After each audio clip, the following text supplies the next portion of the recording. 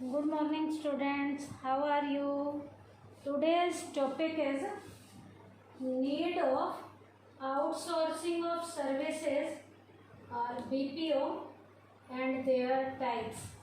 आज का हमारा टॉपिक आउटसोर्सिंग ऑफ सर्विसेज, जैसे हम BPO कहते हैं, इसकी नीड के ऊपर है कि इसकी ज़रूरत क्यों पड़ी। और सेकंड हम इसका करेंगे आउटसोर्सिंग ऑफ सर्विसेज के टाइप्स। तो आज के टॉपिक में हमने आउटसोर्सिंग ऑफ सर्विसेज की नीड को करना है और टाइप्स के बारे में पढ़ना है। इसकी नीड हमें क्यों पड़ी, इसके लिए सबसे पहला पॉइंट है obtaining good quality services. Obtaining good quality services, बढ़िया क्वालिटी की सर्विसेज को लेने के लिए हमें आउटसोर्सिंग ऑफ सर्विसेज की ज़रूरत पड़ी। क्योंकि बेटा एक अकेला इंसान हर काम को करने का स्पेशलिस्ट नहीं हो सकता। इसके लिए हमें बाहर जो बैठे हुए एक्सपर्ट हैं उनकी जो है हमें स्पेशलाइजेशन वाली, उनकी स्पेशलिटी वाली सर्विसेज लेनी पड़ती हैं। A single company can not have specialisation in many activities. बेटा किसी भी एक कंपनी की हर फील्ड में स्पेशलाइजेशन नहीं हो सकती। एक कंपनी एक काम को करने की ही स्पेशलिस्ट हो सकती है।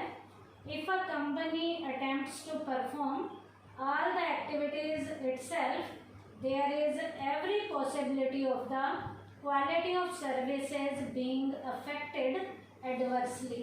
बेटा यदि कंपनी सारी एक्टिविटीज़ का काम खुद करती है तो बेटा जब सारी एक्टिविटीज़ का काम खुद करेगी तो हर एक्टिविटीज़ को करने की वो स्पेशलिस्ट नहीं है। जब वो हर एक्टिविटी को करने की स्पेशलिस्ट नहीं है तो कोई एक्टिविटी का काम तो उसका बढ़िया होगा और कुछ उसकी एक्टिविटीज़ का काम जो है घटिया होगा, जो उसकी सर्विस पे, उसकी एफिशिएंसी पे नेगेटिव वाला क्या डालेगी, इफेक्ट डालेगी। अब ऐसी कंडीशन में बेटा नेगेटिव इफेक्ट तो डलवाना नहीं है, तो क्या करना पड़ेगा। In order to avoid this difficulty need for obtaining services from outside is felt. ये एडवर्सली इफेक्ट ना आए किसी भी एक्टिविटी पे, इसके लिए बेटा किसकी ज़रूरत महसूस हुई है, आउटसोर्सिंग ऑफ सर्विसेज की ज़रूरत महसूस हुई है। तो बाहर से स्पेशलिस्ट लेवल की एक्टिविटीज़ ली जाती हैं। जो काम हमें खुद करना आता है वो काम हम खुद करते हैं, और जो काम हमें करना नहीं आता वो स्पेशलिस्ट लेवल के बाहर सर्विस प्रोवाइडर बैठे हुए हैं, उनसे हम सेवाएं ले लेते हैं ताकि किसी भी एक्टिविटी पे हमारा नेगेटिव वाला इफेक्ट ना आए। तो पहला पॉइंट क्या था, obtaining good quality services. Second point है avoiding fixed investment in services. Avoiding fixed investment in services. बेटा यदि सारे काम हम खुद करें, बाहर से किसी की भी सर्विसेज ना लें, तो हर काम को करने के हमें डिपार्टमेंट बनाने पड़ेंगे, हर काम को करने के लिए एम्प्लॉय रखने पड़ेंगे, तो बहुत ज़्यादा फिक्स्ड इन्वेस्टमेंट करना पड़ेगा। और इतना फिक्स्ड इन्वेस्टमेंट करने के लिए किसी के पास भी इतना ज़्यादा पैसा नहीं होता। If a company attempts to get these services from within the organization itself, यदि कंपनी ये सारी एक्टिविटीज़ अपने खुद के जरिए से करती है, it has to establish different departments for this purpose। इस पर्पज़ के लिए उसे बहुत से डिपार्टमेंट एस्टेब्लिश करने पड़ेंगे। And it involves a huge investment, जिसमें बहुत मोटा फिक्स लेवल का इन्वेस्टमेंट करना पड़ेगा। These services are available in the market at a little cost. वही सर्विसेज मार्केट में हमें कम खर्चे पे अवेलेबल हो जाती हैं। That too without any investment, बिना इन्वेस्टमेंट के सस्ती दरों पे हमें मिल जाती हैं। Therefore it appears justified to get these services from outside the organisation. अब यहाँ पर जस्टिफाई तरीका क्या है, ये काम हम अपनी यूनिट में करें तो महंगा पड़ता है, यही सेवाएं यदि हम बाहर से ले लें तो सस्ती पड़ती हैं। तो ये जस्टिफाई तरीका है कि ये सर्विसेज खुद ना देकर बाहर जो आउटसाइडर बैठे हुए हैं उनसे ये सर्विसेज ले ली जाएं, ताकि फिक्स्ड इन्वेस्टमेंट की जो मोटी इन्वेस्टमेंट हमें करनी है उस इन्वेस्टमेंट से हम अपने आप को बचा जाए। तो सेकंड पॉइंट क्या है, इसकी ज़रूरत हमें क्यों पड़ी? Avoiding fixed investment in services. Third point है smooth running of business. Business को भी बढ़िया तरीके से चलाना है तो बाहर जो सर्विस प्रोवाइडर अपनी फील्ड के एक्सपर्ट हैं उनसे सर्विसेज ले ली जाएं, ताकि बिजनेस की हर एक्टिविटीज़ को बढ़िया तरीके से परफॉर्म किया जा सके। Outsourcing of services is needed in order to run the business smoothly. Business को स्मूथ तरीके से चलाने के लिए इन सर्विसेज की हमें ज़रूरत पड़ती है और पड़ी। The attention of the businessman get distracted from various small things and it focused on the main activity. बेटा यदि बिजनेस सारे काम खुद करेगा तो मेन एक्टिविटी से उसका ध्यान क्या हो जाएगा? हट जाएगा। मेन एक्टिविटी पे वो अपना पूरा प्रॉपर अटेंशन ध्यान नहीं लगा पाएगा। In this way the whole business run decently. और सारे बिजनेस को डिसेंट तरीके से यदि चलाना है, स्मूथ तरीके से चलाना है, तो ये सर्विसेज जो काम करना हमें खुद आता है वो हम खुद करेंगे, और जिस काम को करने के हम स्पेशलिस्ट नहीं हैं, बाहर मार्केट में बैठे हुए उस काम को करने के स्पेशलिस्ट, उनसे वो हम सर्विसेज ले लेंगे ताकि बिजनेस को बढ़िया तरीके से स्मूथ तरीके से चलाया जा सके। तो ये 3 पॉइंट हैं आउटसोर्सिंग ऑफ सर्विसेज की नीड के। क्या क्या? Obtaining good quality services, second है avoiding fixed investment in services, third है स्मूथ रनिंग ऑफ बिजनेस। अब बेटा सेकंड टॉपिक क्या है? टाइप्स का है आउटसोर्सिंग ऑफ सर्विसेज के। तो अगला टॉपिक है types of outsourcing of services और बीपीओ। आउटसोर्सिंग की सर्विसेज उसके टाइप में 4 मेन टाइप्स हैं जो जरूरी हैं, जिसमें पहले है फाइनेंशियल सर्विसेज, उसके बाद नेक्स्ट है मर्चेंटाइज बैंकिंग सर्विसेज, जिसमें हमारी एडवर्टाइजिंग सर्विसेज है, कोरियर सर्विसेज है, कस्टमर सपोर्ट सर्विसेज है। मेन 4 है। कौन सी? फाइनेंशियल, एडवर्टाइजिंग, कोरियर और कस्टमर सपोर्ट सर्विसेज। फाइनेंशियल में फाइनेंशियल लेवल की जो हमारी सर्विसेज हैं उसमें फैक्टरिंग है मेन हमारी, और उसके बाद मर्चेंटाइज बैंकिंग फाइनेंशियल में मेन है। तो हम 4 सर्विसेज के टाइप्स यहाँ करेंगे आउटसोर्सिंग ऑफ सर्विसेज में, फाइनेंशियल, एडवर्टाइजिंग, कुरियर और कस्टमर सपोर्ट सर्विसेज। अब हम एक एक को स्टार्ट कर रहे हैं। पहला फाइनेंशियल सर्विसेज कर रहे हैं। फाइनेंशियल सर्विसेज क्या है? It means those services which help the company in some way to other in the management of finance। बेटा ये सर्विस ऐसी सर्विस है जो हमारे मैनेजर्स की फाइनेंस की प्रॉब्लम को सॉल्व करती है। हमारे मैनेजर की फाइनेंस की प्रॉब्लम को सॉल्व करने वाली जो सर्विस है उस सर्विस का नाम क्या है? Financial services. अब मैनेजर्स की फाइनेंशियल सर्विसेज को आउटसोर्सिंग ऑफ सर्विसेज के जरिए जो सॉल्व किया जाता है उसमें पहली सर्विस है फैक्टरिंग और दूसरी है merchandise banking services.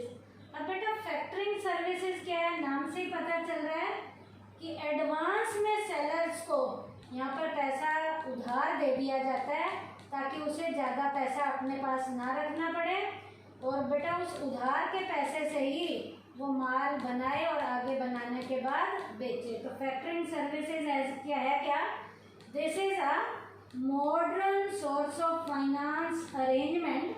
Under this the factoring agency makes advance money available to the sellers on their credit sales and also perform the job of collecting payment from the debtors.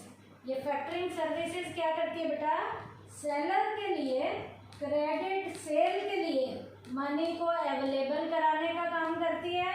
और बेटा यही factoring वाली services जो है बेटा seller की उधार की उगाही करवाने में, कि उसका जो उधार गया हुआ है उस उधार को कोलेक्ट कैसे करना है, उसको कोलेक्ट करने में भी ये फैक्टरिंग सर्विसेज जो हैं ये बिजनेसमैन की क्या करती हैं? हेल्प करती हैं।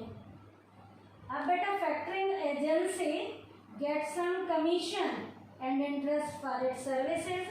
फैक्टरिंग एजेंसी मुफ्त में ये सेवाएं थोड़ी देते हैं, इन सेवाओं को देने के बाद अपनी कमीशन या कुछ चार्ज जो है वो चार्ज लेते हैं, कमीशन लेते हैं। One does not need to invest much capital in credit sale in business where this facility is available. जहाँ ये फैसिलिटी अवेलेबल है वहाँ जो है सेलर्स को क्रेडिट सेल में ज़्यादा इन्वेस्ट करने की ज़रूरत नहीं पड़ती। सेकंड है merchant banking services. Merchant banking services क्या होता है बेटा? इस एक्टिविटीज़ में क्या क्या इंक्लूड होता है बेटा? बैंक जो है बिजनेसमैन के लिए शेयर और डिबेंचर को इशू करने का काम करता है। बैंक जो है शेयर्स और डिबेंचर्स को आम पब्लिक को इशू करने का काम करता है। Some years ago a company had to perform all the activities connecting with the issuing of share and debenture। पहले बेटा सारी कंपनियां खुद ही शेयर और डिबेंचर को इशू करने का काम करती थी और ये काम करना एक टीडियस जॉब था, एक काफ़ी मुश्किल काम था। अब यही काम शेयर और डिबेंचर को आम लोगों को इशू करने का काम कौन करता है? बैंक करता है। These activities include, in activities में शेयर और डिबेंचर को इशू करना है। क्या क्या इंक्लूड होगा एक्टिविटीज़ में? Subject matter of the prospectus, prospectus का सब्जेक्ट मैटर इन एक्टिविटी में इंक्लूड होगा। Printing the application form, application form को प्रिंट कराने का काम होगा। Completing the legal formalities, legal level की फॉर्मेलिटी को कैसे कंप्लीट करना है। गेटिंग द सिक्योरिटी लिस्टेड, किन किन सिक्योरिटी को इस लिस्ट में डाला जाएगा। Appointing the registrar of issuing, issue करने के लिए रजिस्ट्रार को यहाँ अपॉइंट किया जाएगा। अपॉइंटिंग द अंडरराइटर, अंडरराइटर को अपॉइंट किया जाएगा। पहले ये सारे काम बिजनेस खुद करता था, लेकिन आज ये मार्केट में बाहर इन कामों को करने के स्पेशलिस्ट बैठे हुए हैं और ये सेवाएं जो देते हैं उन्हें क्या कहते हैं? Merchant banking services. ये सर्विसेज किन्हें देते हैं? ये लोग, ये आम बिजनेसमैन को, आम लोगों को ये सेवाएं देते हैं। Now all these activities can be got done through the merchant bank. आज ये सारी सर्विसेज किनके द्वारा दी जाती हैं? मर्चेंट बैंकों के द्वारा दी जाती हैं। इंडिया में हमारे कमर्शियल बैंक भी मर्चेंट बैंक की सर्विसेज दे रहे हैं। इंडिया में मर्चेंट बैंक भी ये कस्टमर को अपनी ये सर्विसेज दे रहे हैं। कौन से बैंक? Commercial bank. तो ये पहली सर्विस थी जिसकी टाइप का नाम क्या है? Financial services. सेकंड कौन सी है? एडवर्टाइजिंग। एडवर्टाइजिंग के जरिए प्रोडक्ट की इंफॉर्मेशन दी जाती है। एडवर्टाइजिंग सर्विसेज है क्या? These days many advertising agencies in the market which provide advertising services to different business organization। आज मार्केट में बेटा बहुत सी एडवर्टाइजिंग की एजेंसीज हैं जो बिजनेस की ऑर्गेनाइजेशन को एडवर्टाइजमेंट से रिलेटेड सर्विसेज देती हैं। एडवर्टाइजिंग सर्विसेज हैं क्या? प्रोडक्ट की इंफॉर्मेशन देनी है। Every business organisation wants to have the maximum profit. हर बिजनेस की यूनिट ज़्यादा से ज़्यादा प्रॉफिट चाहती है। More profit can be obtained only with the help of more sale. Profit ज़्यादा कैसे होंगे? जब उस प्रोडक्ट की, उस बिजनेसमैन के प्रोडक्ट की मार्केट में सेल क्या होगी? ज़्यादा होगी। एडवर्टीजमेंट, यहाँ पर advertisement is very necessary for increasing sale. यहाँ पर सेल को बढ़ाने में एडवर्टीजमेंट जो है बहुत ही ज़्यादा ज़रूरी है। अब जब यहाँ पर एडवर्टीजमेंट ज़रूरी है सेल को बनाने का काम भी खुद करे और सेल को बढ़ाने का काम भी खुद नहीं करेगा, तो यहाँ पर वो किसकी हेल्प लेगा? एडवर्टाइजिंग सर्विसेज को देने वाली जो एजेंसीज हैं यहाँ हेल्प लेगा। If this work is done by the company itself it will cost more. यदि वो काम खुद करता है, बनाने का भी और बेचने का काम भी खुद करे, तो खर्चे बहुत ज़्यादा आते हैं। And the advertisement will also be of inferior quality, और एडवर्टीजमेंट बढ़िया क्वालिटी की भी नहीं होगी, क्योंकि सारे कामों को खुद करेगा तो क्वालिटी बढ़िया नहीं होगी। तो इस बढ़िया क्वालिटी की एडवर्टाइजिंग की सर्विसेज लेने के लिए वो बिजनेसमैन एडवर्टाइजिंग एजेंसी की सर्विसेज को हायर करेगा, उनसे सर्विसेज लेगा। Advertising agency perform only single type of job, उसने एक ही तरीके का काम करना होता है। It has a specialisation in this field, इस तरीके से उसके काम में क्या आती है? स्पेशलिटी आती है। तो बिजनेसमैन यहाँ पर ये सर्विसेज खुद ना देकर एडवर्टाइजिंग की एजेंसी से सर्विसेज लेगा, ताकि उसके प्रोडक्ट की कस्टमर तक इंफॉर्मेशन जाए और उसके प्रोडक्ट की सेल क्या हो? ज़्यादा से ज़्यादा हो। तो आउटसोर्सिंग ऑफ सर्विसेज में सेकंड टाइप कौन सी है हमारी? Advertising services. उसके बाद थर्ड है कुरियर सर्विसेज। कुरियर सर्विसेज क्या है? पहले यही काम हमारे पोस्ट ऑफिसेज करते थे, आज यही काम हमारे single individual as a courier services के रूप में कस्टमर को बढ़िया क्वालिटी की ये सेवाएं दे रहे हैं, जो सेवाएं पहले कौन देते थे? पोस्ट ऑफिसेज देते थे। Some years ago the help of postal department uses needed in order to send letters, parcels, document etcetera. बेटा लेटर्स को भेजने के लिए, पार्सल को भेजने के लिए, डॉक्यूमेंट को भेजने के लिए बहुत साल पहले सेवाएं पोस्टल डिपार्टमेंट की ली जाती थी। From one place to another, माल को एक जगह से दूसरी जगह भेजना है, लेटर को एक जगह से दूसरी जगह भेजना है, पार्सल को एक जगह से दूसरी जगह भेजना है। लेकिन आज जो है ये पोस्टल डिपार्टमेंट हमें ये सर्विसेज नहीं दे रहा। आज जो है ये सर्विसेज जो है इंडिविजुअल लेवल के कुरियर वाले मार्केट में बैठे हुए हैं, जो कुरियर की यही सर्विसेज हमें देते हैं। इस कुरियर सर्विसेज में क्या होता है? A person from the company come personally to collect the mail. Mail को कलेक्ट करने के लिए आएगा, पार्सल को कलेक्ट करने के लिए आएगा, डॉक्यूमेंट को कलेक्ट करने के लिए आएगा।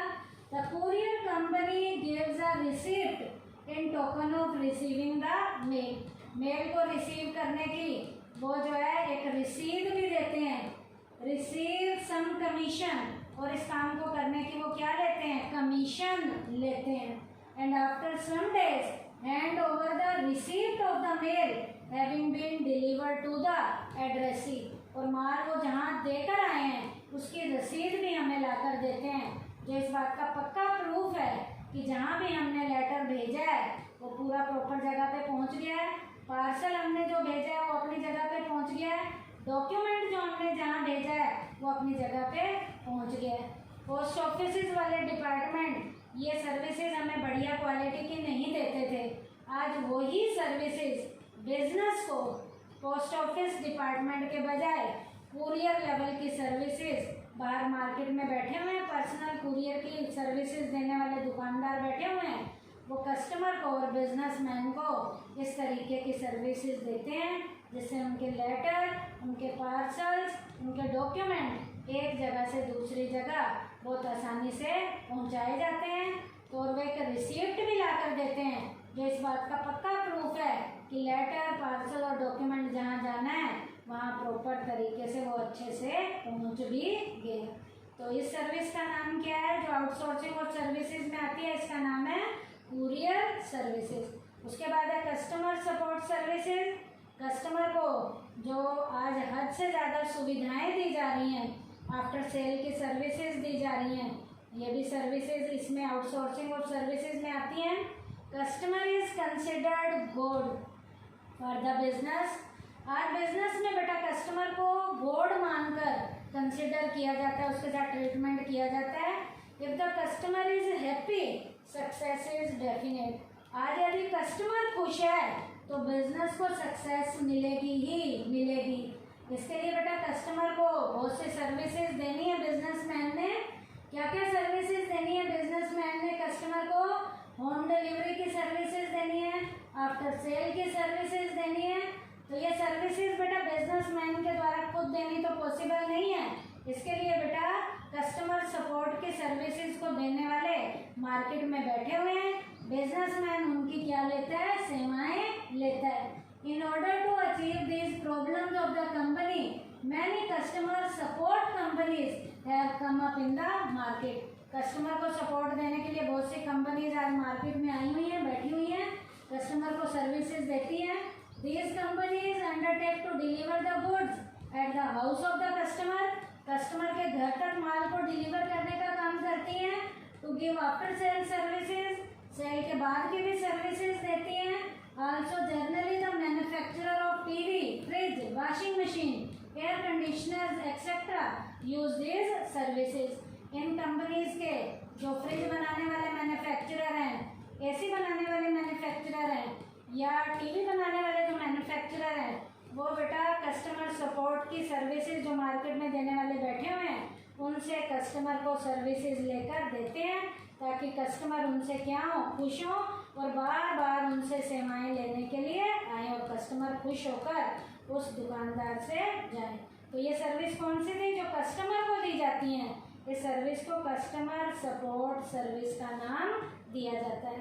तो आउटसोर्सिंग ऑफ सर्विसेज या बीपीओ की सर्विसेज में 4 सर्विसेज हमारी मेन है। Financial services, advertising services, courier services और कस्टमर सपोर्ट सर्विसेज। आज के टॉपिक में हमने क्या किया बेटा? Need of outsourcing of services और बेटा types of outsourcing of services किया। थैंक यू बेटा।